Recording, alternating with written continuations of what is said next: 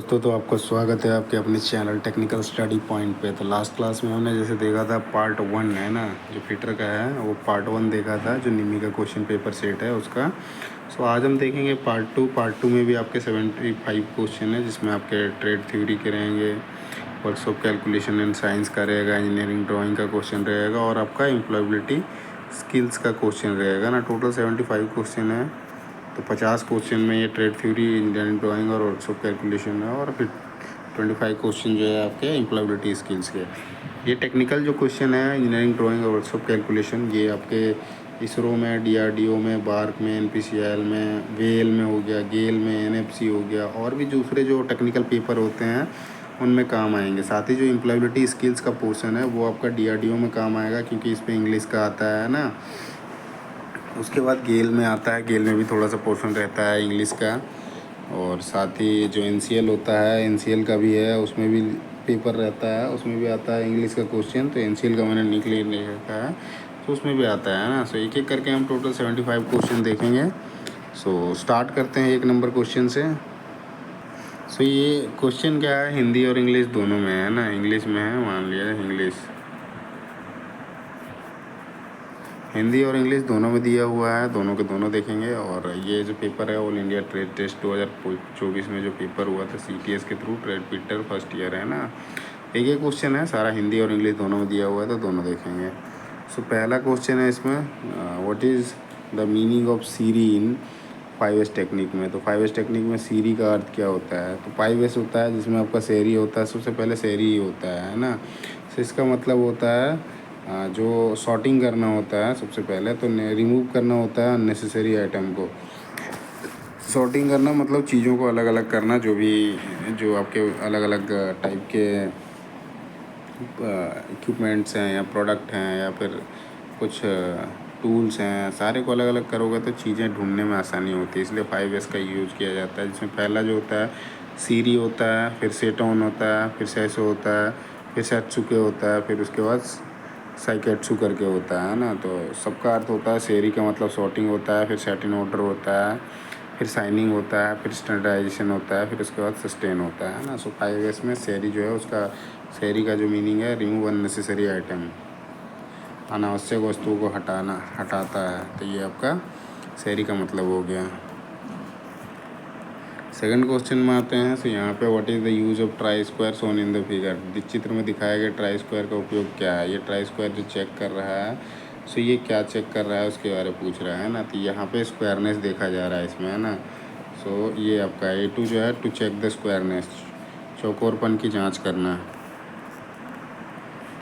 Third number question देखते हैं। तो इसमें आपका है what is the use of group provided on their side on the other side of we block, है ना। वी ब्लॉक के दोनों ओर दिए गए ग्रुप्स का क्या उपयोग है।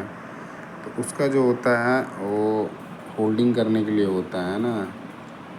तो ये A4 में आपका है होल्डिंग क्लैम्प, है ना। होल्डिंग क्लैम्प जो है आपका सही उत्तर हो जाएगा। वी ब्लॉक में जो ग्रुप दिए रहते हैं होल्डिंग करने के लिए, क्लैम्प से होल्ड करने के लिए लिया रहता है ना। अगले क्वेश्चन पे आते हैं। विच metal property can drawn into the wire without any rapture, है ना। किस धातु के गुण को बिना किसी टूट फूट के तार में खींचा जा सकता है या तार बनाया जा सकता है। तो वो आपका डक्टिलिटी होता है ना। A1 जो है आपका सही उत्तर हो जाएगा। 5 नंबर क्वेश्चन में आते हैं। तो 5 number question, why slot are provided in the slotted angle plate. Slotted angle plate में स्लॉट क्यों दिए जाते हैं। तो बोल्ट को फॉर मतलब क्लैंपिंग हो जाएगा, है ना। फॉर जॉब क्लैंपिंग हो जाएगा, जॉब को क्लैंप करने के लिए जो होता है उसमें एंगल प्लेट में स्लॉट प्रोवाइड किया हुआ रहता है। तो A1 जो है आपका सही उत्तर हो जाएगा। छठे नंबर क्वेश्चन में आते हैं। इसमें लिखा हुआ है आपका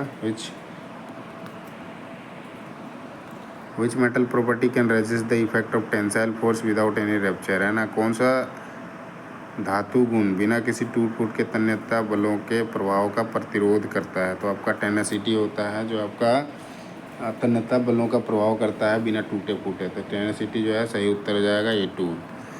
अगले क्वेश्चन पे आते हैं। तो ये आपका 7 नंबर क्वेश्चन है। What is the name of the parallel block shown in the figure, है ना। चित्र में दिखाया गया समांतर ब्लॉक का नाम क्या है। इस पैरेलल ब्लॉक का नाम पूछा है। तो ये जो आपका एडजस्टेबल पैरेलल ब्लॉक है ना,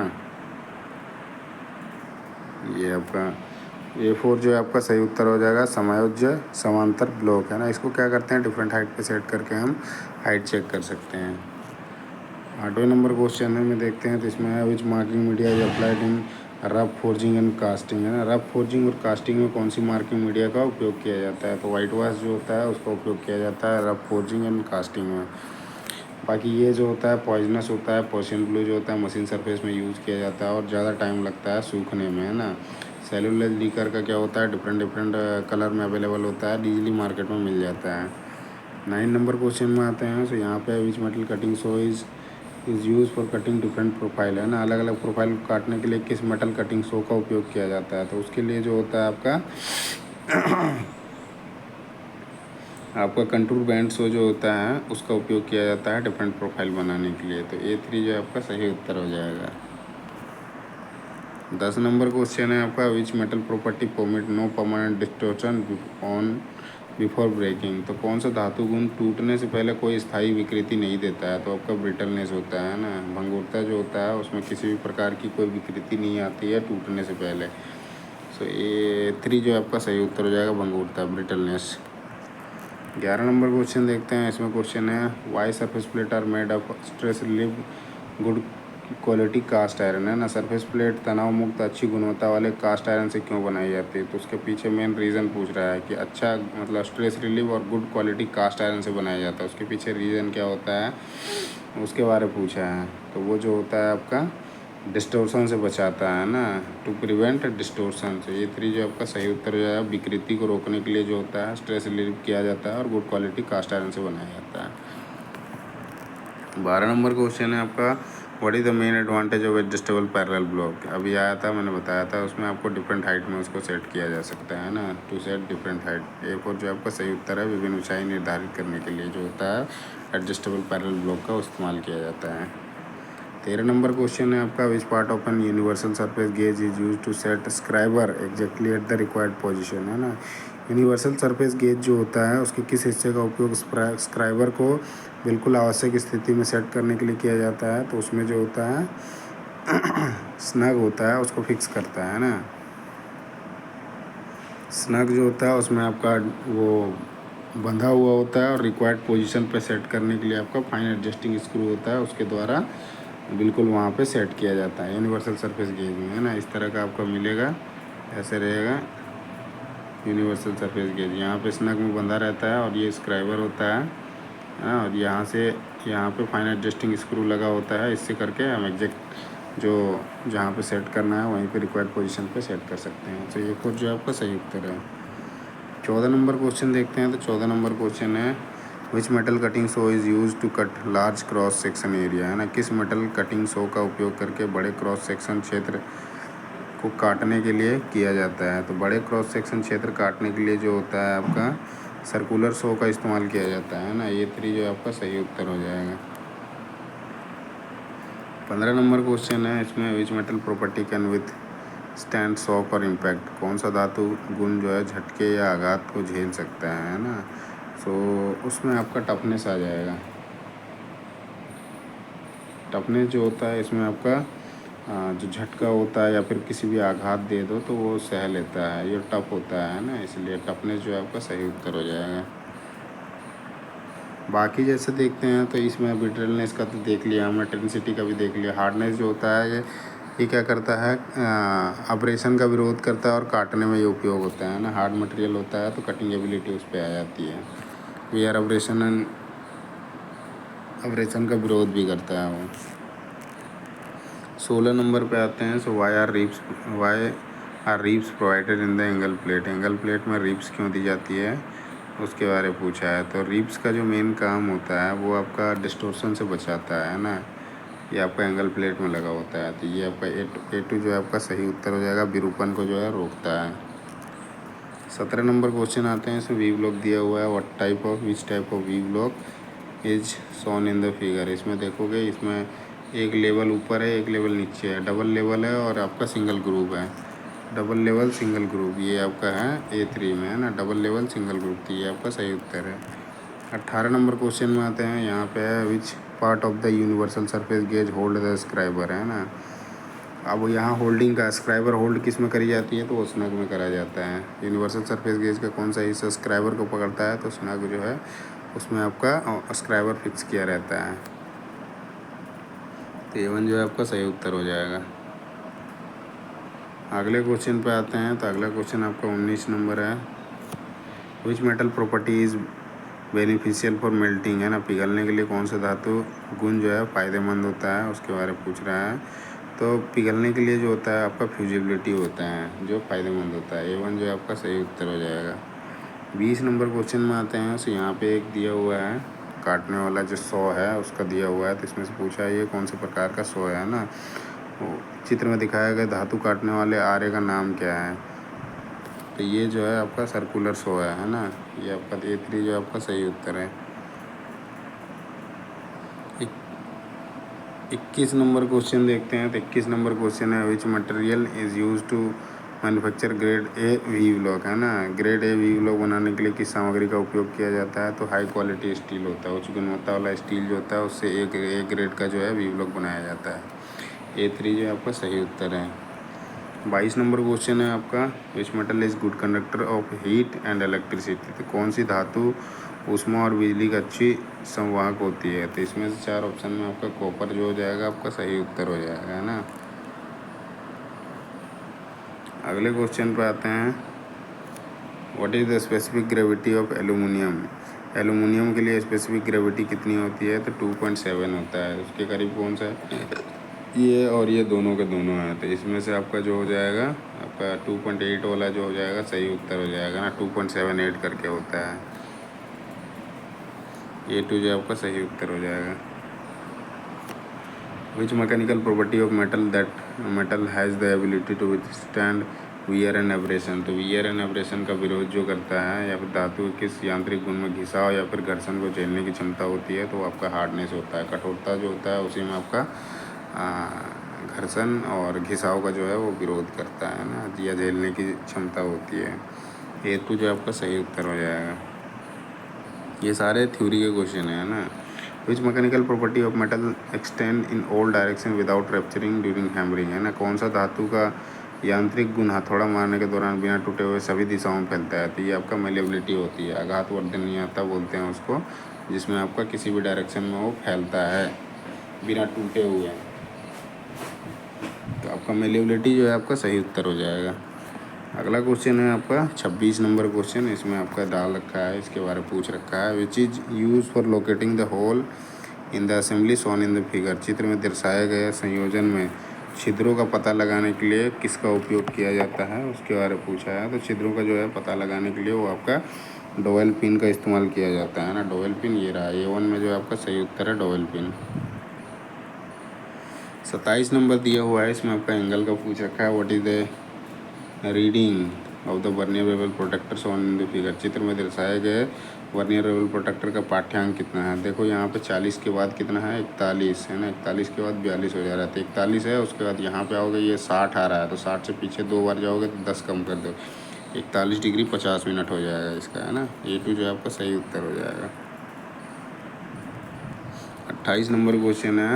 what type of operation is carried out in gang drilling machine, तो गैंग ड्रिलिंग मशीन में किस प्रकार का ऑपरेशन किया जाता है। तो उसमें क्या होता है आपका सक्सेसिव ऑपरेशन ऑफ ड्रिलिंग करी जाती है ना। ड्रिलिंग का क्रमिक संचालन जो है आपका गैंग ड्रिलिंग मशीन में किया जाता है। तो A4 जो है आपका सही उत्तर है।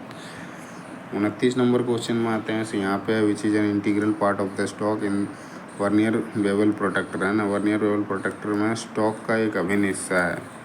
वर्नियर बेवल प्रोटेक्टर में कौन होता है, अभिन्न हिस्सा, जो स्टॉक का जो होता है एक अभिन्न, मतलब वर्नियर बेवल प्रोटेक्टर में स्टॉक का एक अभिन्न हिस्सा होता है। तो आपका डायल जो होता है वो आपका एक अभिन्न हिस्सा होता है, मतलब उसी के साथ अटैच किया रहता है, बाकी सारे एक्सटर्नल होते हैं। तो डायल जो है आपका सही उत्तर हो जाएगा। 30 नंबर क्वेश्चन देखते हैं। ये आपका माइक्रोमीटर का आ गया, आउटसाइड माइक्रोमीटर का। इसमें से what is the name of the part marked as X shown in the figure, चित्र में दिखाया गया एक्स से चिह्नित भाग का नाम क्या है। ये जो होता है आपका एनविल होता है ना। एनविल A1 में ये है एनविल। इसमें और चीज़ें बता देता हूँ। तो ये आपका थिम्बल हो जाएगा, है ना, ये आपका रैचेट स्टॉक हो जाएगा, ये फ्रेम हो जाएगा, ये स्पिंडल हो जाएगा, ये लॉक हो जाएगा, स्पिंडल लॉक, है ना, और यहाँ पे ये स्लीव या बैरल होता है। 31 नंबर क्वेश्चन है, what is the accuracy of metric outside micrometer. तो मैट्रिक आउटसाइड माइक्रोमीटर की सटीकता क्या होती है, तो 0.01 mm होता है ना। A1 जो आपका सही उत्तर है। 32 नंबर क्वेश्चन देखते हैं। तो यहाँ पे ड्रिल मशीन दिखाया हुआ है ना, इसका पूछ रहा है एक्स पार्ट क्या नाम है, what is the name of the part marked as X on in the figure. तो ये जो है आपका आर्बर है ना, सॉरी ड्रिल चक है। A1 जो आपका सही उत्तर हो जाएगा, वो ड्रिल चक है। 33 नंबर क्वेश्चन में आते हैं। तो ये आपको वर्नियर हाइट गेज है, उसका पूछ रहा है ऊपर वाले का नाम, what is the name of the part marked x shown in the figure. तो इस पार्ट का नाम पूछा है, ये क्या है ना, तो ये आपका फाइन एडजस्टिंग स्लाइड है। ये आपका A4 में दे रखा है, फाइन एडजस्टिंग स्लाइड है। 34 नंबर क्वेश्चन में आते हैं। What is the name of the drilling machine shown in the figure. इस ड्रिलिंग मशीन का नाम क्या है, तो ये आपका पिलर टाइप का ड्रिलिंग मशीन है। A1 जो आपका सही उत्तर है। 35 नंबर क्वेश्चन देखते हैं। यहाँ पे आपका क्वेश्चन है, how can a wide range of depth be measured using depth micrometer. तो डेप्थ माइक्रोमीटर का उपयोग करके गहराई की विस्तृत श्रृंखला को कैसे मापा जाता है, तो उसके लिए एक्सटेंशन रोड का इस्तेमाल किया जाता है। ये आपका A4 में जो है सही उत्तर है, use of extension road. Extension road का उपयोग करके जो होता है डिफरेंट डेप्थ को, या अलग अलग रेंज के डेप्थ होते हैं, गहराई होती है, उसको मापने के लिए उपयोग किया जाता है। जो डेप्थ माइक्रोमीटर होता है उसमें आपका एक्सटेंशन रोड का उपयोग करके। 36 नंबर क्वेश्चन में देखते हैं, which part of the drilling machine is use to achieve set a different speed, है ना। तो ड्रिलिंग मशीन में किस भाग का उपयोग अलग अलग गति पर निर्धारित करने के लिए किया जाता है, तो उसमें जो होता है आपका स्टेप्ड पुली होता है ना, पुली में ही स्टेप्ड होता है। तो यह स्टेप्ड पुली होता है जिसमें आपका डिफरेंट स्पीड, अलग अलग गति को जो है निर्धारित करने के लिए वो सेट रहता है ना। तो A3 जो आपका सही उत्तर है। 37 नंबर क्वेश्चन है, identify the type of drilling machine whose spindle head is move toward or away from the column, है ना। ड्रिलिंग मशीन के प्रकार को पहचान कीजिए जिसका स्पिंडल हेड कॉलम की ओर या उससे दूर ले जाया जा सकता है ना। तो वो जो होता है आपका रेडियल ड्रिलिंग मशीन होता है, उसमें आपका ये प्रोविज़न अवेलेबल होता है। A3 जो है आपका सही उत्तर है। 38 नंबर क्वेश्चन है, what is the reading of the vernier caliper with inch graduation shown in the figure. इसमें दिखाया गया है इंच ग्रेजुएशन, इसमें रीडिंग पूछ रखा है, वर्नियर कैलिपर में रीडिंग क्या है इंच ग्रेजुएशन में, है ना। तो 0 का देखोगे तो 0 कहाँ पे है, 4 के बाद है ना। अच्छा ये आपका इंच में है, ये 2 इंच है, तो एक 1.4, उसके बाद 5 तो नहीं है, 1.45, और ये कहाँ पे मिल रहा है, 9 नंबर पे मिल रहा है, 1.459 हो जाएगा। A2 जो आपका सही उत्तर हो जाएगा। 39 नंबर क्वेश्चन आते हैं, what is term is the quantity of matter content in a body. तो वस्तु में ये आपका वर्कशॉप कैलकुलेशन साइज का आ गया। So what is the term the quantity of matter content in a body. वस्तु में निहित पदार्थ की मात्रा को क्या कहा जाता है, तो वो जो होता है आपका मास कहा जाता है ना, द्रव्यमान। A3 जो आपका सही उत्तर है। 40 नंबर क्वेश्चन है आपका, what is called mass per unit volume of a substance, है ना। किसी पदार्थ के द्रव्यमान प्रति इकाई आयतन को क्या कहते हैं, तो आपका डेंसिटी बोलते हैं, घनत्व जो है उसको बोलते हैं। A3 जो आपका सही उत्तर हो जाएगा। 41 नंबर क्वेश्चन है, what is the ratio of power output to power input, है ना। शक्ति आउटपुट और शक्ति इनपुट का जो अनुपात होता है उसको क्या बोलते हैं, तो आपका एफिशिएंसी होता है वो, है ना, ये दक्षता। A3 जो आपका सही उत्तर है। 42 नंबर क्वेश्चन में आते हैं। तो 42 नंबर क्वेश्चन है, how many watt for 1 hour power in British system. तो ब्रिटिश सिस्टम में जो होता है 1 हॉर्स पावर का वैल्यू कितना होता है उसके बारे में पूछा है। तो ब्रिटिश में जो होता है आपका 746 वाट होता है 1 हॉर्स पावर में, है ना। ये आपका दे रखा है A3। 43 नंबर क्वेश्चन है, इसमें what is the SI unit of heat. ऊष्मा की जो SI इकाई है वो क्या होती है, तो ऊष्मा की जो होती है वो कैलोरी होती है ना।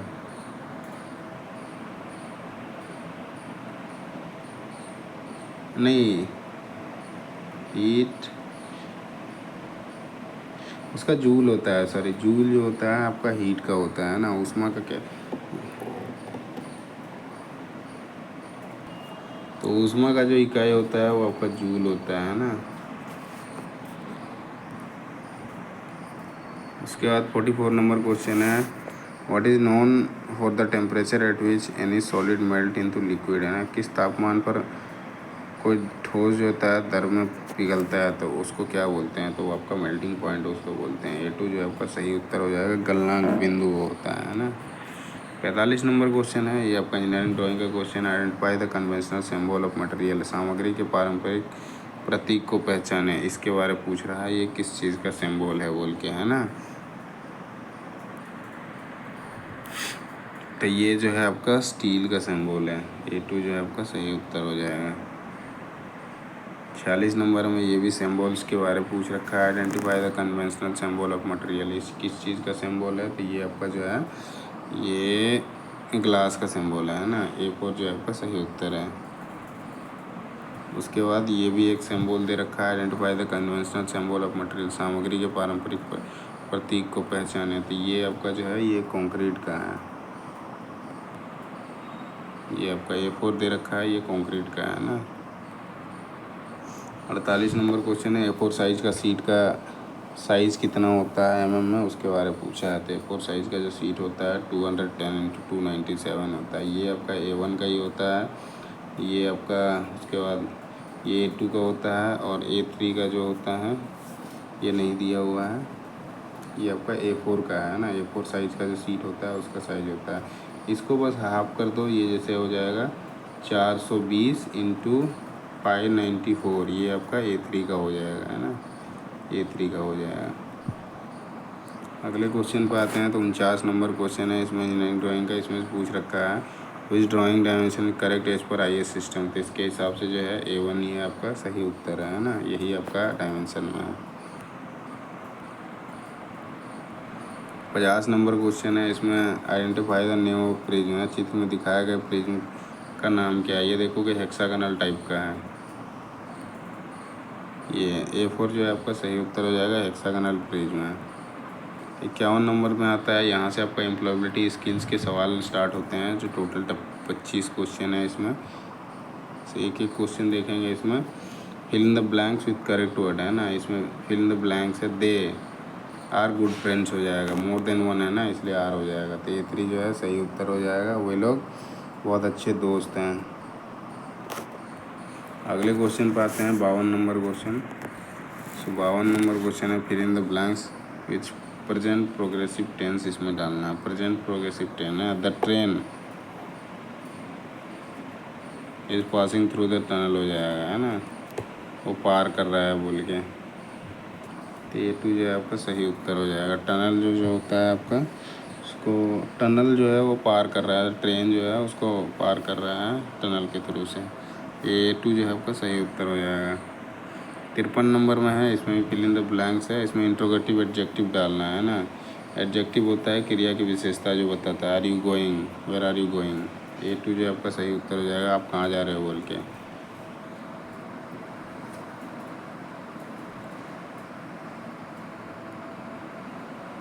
अगले क्वेश्चन पे आते हैं, इसमें फिल इन द ब्लैंक्स है, इसमें प्रॉपर नाउन डाल रखा है। प्रॉपर नाउन क्या होता है, पहले आपको टेंस भी इसके लिए पढ़ना पड़ेगा। प्रॉपर नाउन क्या होता है, जैसे कॉमन नाउन होता है, प्रॉपर नाउन होता है, किसी एक स्पेसिफिक चीज़ के लिए वो बता रहा है। मेड दिस केक, आई का होता है, माई सेल्फ हो जाएगा, है ना।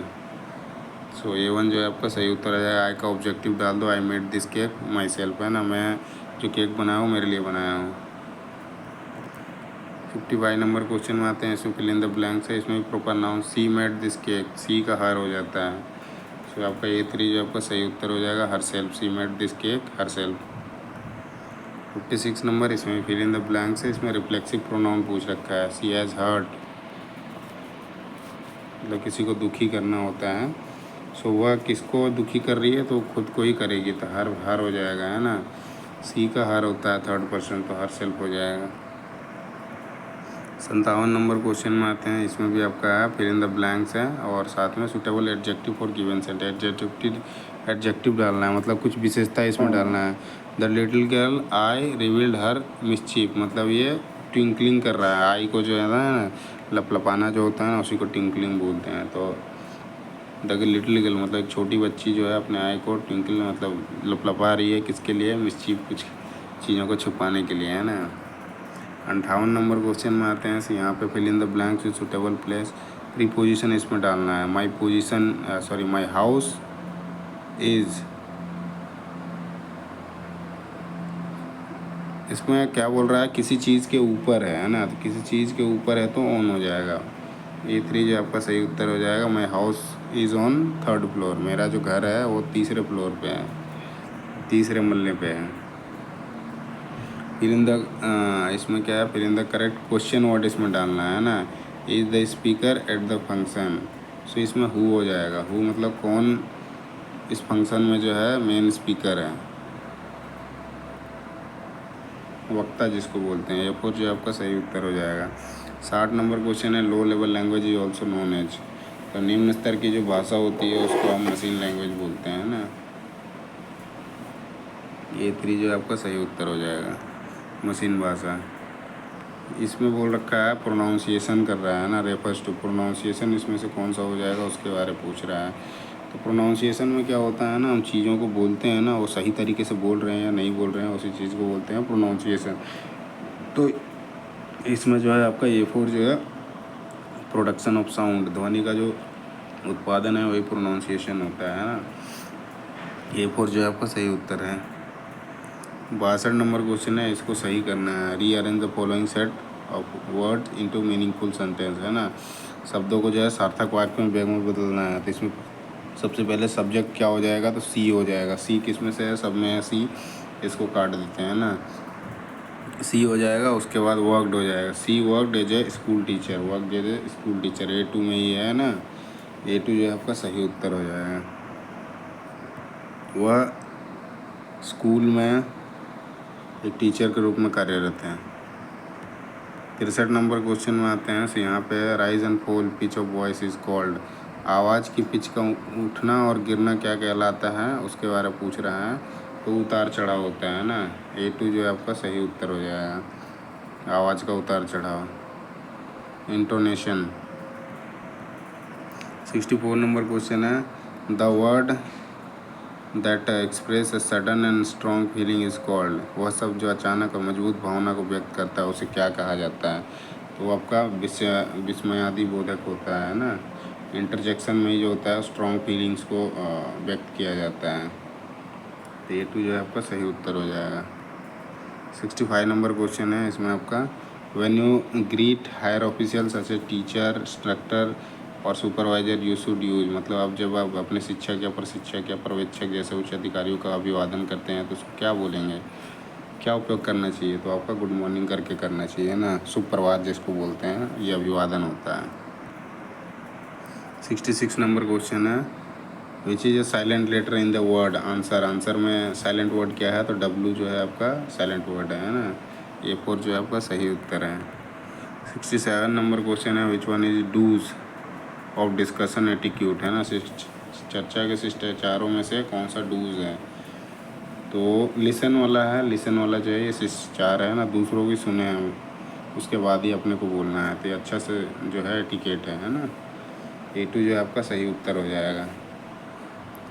अगले क्वेश्चन पे आते हैं 68 नंबर में। इसमें डोंट पूछ रहा है डिस्कशन एटिकेट में, इसमें से कौन सा नहीं है? Be open minded, use moderate tone, यही आपका गलत है। यूज़ मॉडरेट टोन वाला जो है ये आपका गलत है ना। सॉरी, ये आर्गू अननेसेसरी इससे भी ज़्यादा है ना। अननेसेसरी बहस नहीं करना है किससे, अनावश्यक बहस ना करना है, यही आपका डोंट में आ जाएगा। डिस्कशन जहाँ पे हो रहा है वहाँ पे। 69 नंबर क्वेश्चन में आते हैं। विच one is a brain of computer, computer का मस्तिष्क किसको बोलते हैं? तो आपका CPU जो होता है उसको आपका ब्रेन ऑफ कंप्यूटर बोलते हैं। ये आपका एम्प्लॉयबिलिटी स्किल्स का ही है, लेकिन इसमें ये कंप्यूटर का कुछ क्वेश्चन डाल दिया गया है, तो ये भी कहीं कहीं पे आते हैं ना। 70 नंबर क्वेश्चन में आते हैं। विच one is exclamatory sentence, exclamatory sentence देखो इस तरह से लगाए जाते हैं। ये आपका क्वेश्चन मार्क वाला है, ये आपका एक्सक्लामेटरी सेंटेंस इसमें पहले में ही दे रखा है ना। इस तरह का जो होता है इसी को एक्सक्लामेटरी बोलते हैं। तो आपका what a beautiful house it is, ये लास्ट में जो दे रखा है ना, यही आपका एक्सक्लामेटरी वर्ड है। 71 नंबर क्वेश्चन है, which one is a active voice, सक्रिय आवाज़ में कौन सा है, इसमें पूछ रहा है सक्रिय कौन सा है, मतलब एक्टिव वॉइस कौन सा है। सो इसमें से पहला जो है वही आपका एक्टिव वॉइस है, Ram has pass the exam, Ram जो है एग्ज़ाम पास कर लिया है। इसमें पैसिव वॉइस पूछ रखा है, which one is in passive voice, निष्क्रिय आवाज़ कौन सा है। तो इसमें से निष्क्रिय आवाज़ जो है ये थर्ड वाला जो है आपका निष्क्रिय है, मतलब एक पैसिव वॉइस है कि her birthday was celebrated by us, उसके बर्थडे जो है हमारे द्वारा जो है सेलिब्रेट किया गया। 73 नंबर क्वेश्चन है, which one is not a conjunction, इसमें से बोल रहा है संयोजन कौन सा नहीं है ना। तो ऑन जो है वो आपका संयोजन नहीं है, बाकी सारे जो हैं आपके कंजक्शन है। A4 जो है सही उत्तर है। 74 नंबर क्वेश्चन में आते हैं, इसमें which one is not a benefit of role playing, भूमिका निभाने का कौन सा लाभ नहीं है। भूमिका निभाने का जो है लाभ नहीं है, ये बोरियत पैदा करना जो है ये किसी प्रकार का बेनिफिट्स में नहीं आता है ना, इसमें आप किसी को नुकसान ही कर रहे हो। डेवलप बर्डन है ना, बोरियत पैदा करना जो है किसी प्रकार का बेनिफिट्स में नहीं आता है, ये नुकसान में ही आता है। इसमें से पूछ रहा है कि कौन सा स्वर नहीं है या वोवेल नहीं है। तो वोवेल जो होता है आपका ई आई ओ यू होता है ना, तो एफ जो है उसमें से नहीं है। तो एफ जो है आपका ये कॉन्सोनेंट होता है ना। A3 जो आपका सही उत्तर है। इसमें टोटल 75 क्वेश्चन थे, तो सारे के सारे हमने देख लिए हैं, सबका आंसर भी कर दिया है और इसमें आंसर भी दिया हुआ है, आंसर भी आप देख सकते हो ये। तो ये मैं क्या करूँगा, ये आपका जो टेक्निकल स्टडी पॉइंट है टेलीग्राम का चैनल है उसमें मैं अपलोड कर दूंगा, तो वहाँ से आप PDF डाउनलोड कर सकते हो है ना। PDF के लिए किसी प्रकार की कोई दिक्कत नहीं होगी। और साथ में ही वीडियो अच्छा लगे तो वीडियो को लाइक करो, चैनल को सब्सक्राइब करो, साथ ही अपने दोस्तों के साथ शेयर करें है ना। तो इतना ही इस वीडियो में करते हैं, धन्यवाद, जय हिंद।